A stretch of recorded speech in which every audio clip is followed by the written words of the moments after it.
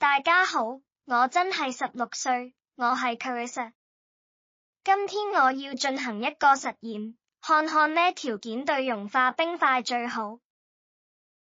我需要鹽、糖、冰塊和普通水。我喺進行實驗之前寫咗一個預測。我哋來睇睇我的預測。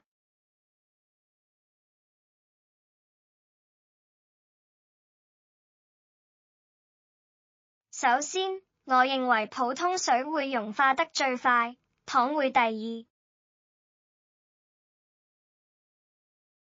鹽會第三融化。讓我哋睇下結果。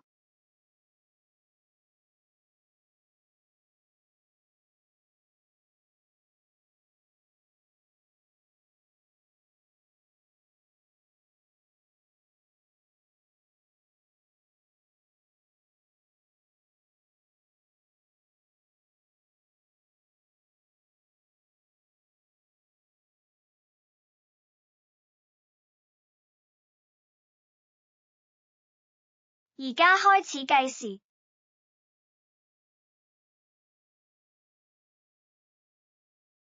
結果係，經過21分鐘以上，鹽融化得最快，其次係普通水，最後係糖。